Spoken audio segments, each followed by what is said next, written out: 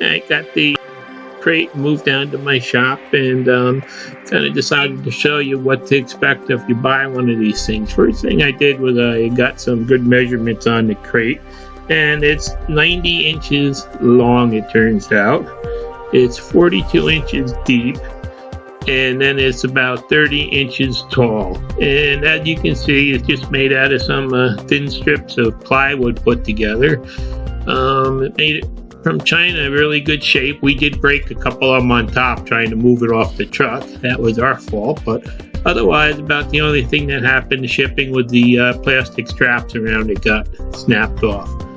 It was really easy to get the top off. There was just a nail going down into, maybe about a 6-penny nail going down into the ends of the plywood at each intersection, and so that just took a few taps of a hammer and that came right off.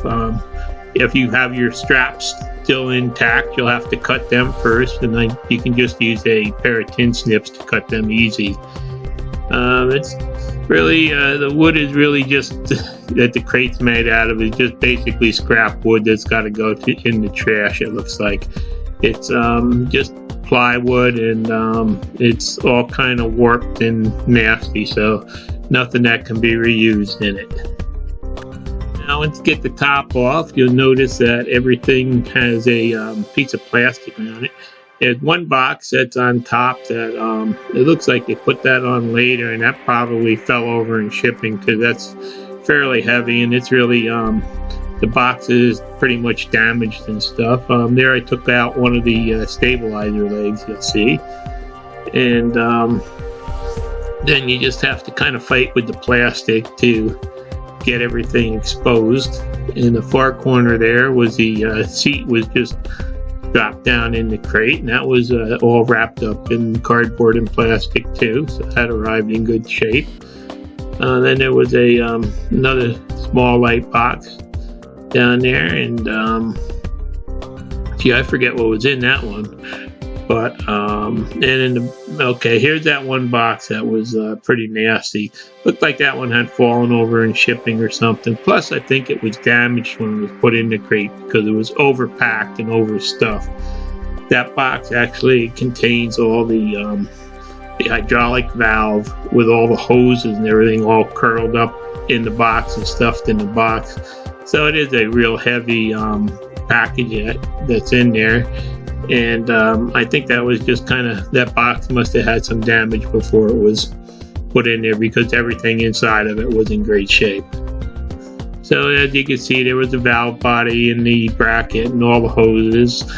And then there was a little bracket for the seat that was in the bottom of there. And then there was one more box that contained all the pins for locking everything together, and it had the trailer hitch coupler and just like the manual and a couple other little things. Alright, with the light stuff out of the way, then it's time to start putting some straps around the end of the boom that has the bucket on it.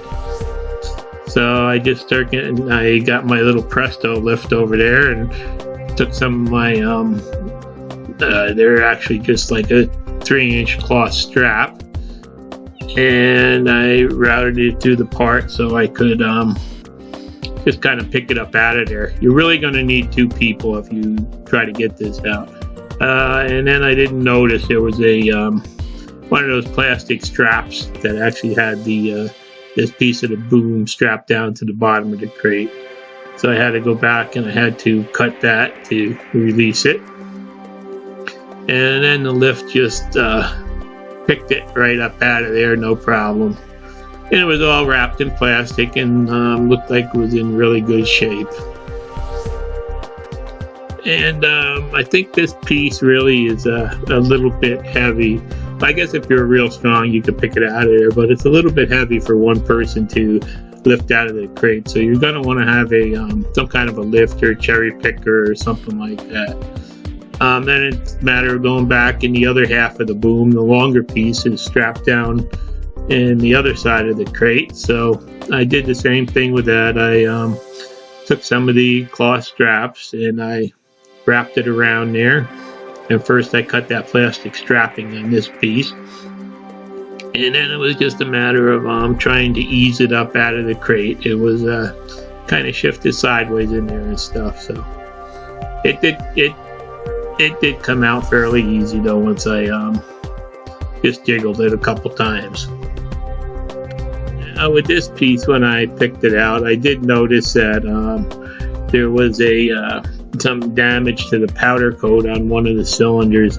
It looked like that first arm extension, whatever you want to call it, that I picked out from the box had just kind of leaned down and hit the edge of this somehow in shipping. No dents or anything, just a little bit of damage to the powder coat. So I just took the next arm and I just laid a big moving blanket on the floor to protect everything, and I decided to just stack all the pieces on it and to remove all the individual plastic that was wrapped around it. It looked like they had assembled this at a factory, and then what they did is after they made sure that everything was working properly, I think they must have disassembled it and then packed it in the crate, because there was some oil and whatnot leaking out of the cylinder hoses and stuff, even though they had plastic caps on. Then it's just a matter of going back and pulling the rest of the plastic back. Everything was wrapped good in plastic, so I guess you don't have to worry about if you get caught in the rain with this or anything. And the motor and pump and everything was all mounted right on it. And oh well, here's another box that came out of the back corner. And this one had the two wheels with the hubs attached. The wheel bearings were all in there and seals were all in there, and everything was already packed with grease, so they look pretty good too.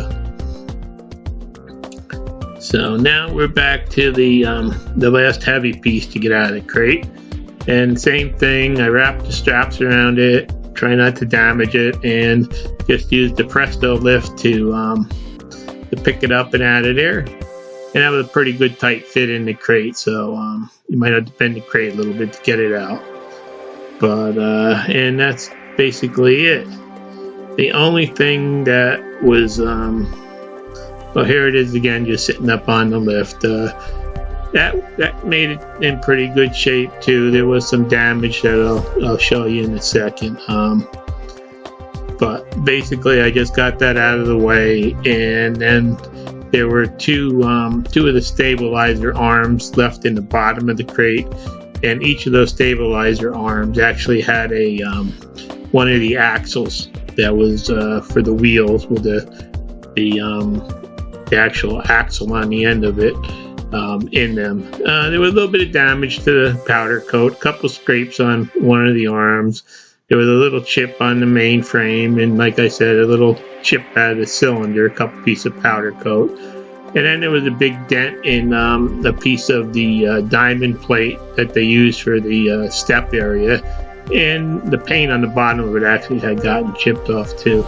Luckily, I was going to plan on putting some rubber mats on there anyway, so that shouldn't bother me. I'll just have to touch up the paint on the bottom a little bit. And I was surprised. There were only 2 little bags of hardware. There were like 7 extra bolts. And so it looked like it was going to be a real easy to assemble thing. So this is what you can expect to find in the crate and how it's packed if you should buy one of these. And all I can say is make sure that you have help or some way to lift the items up. And my next video will be putting this trencher together. So if you want to see that, that should be coming up shortly. Thanks for watching. Please subscribe.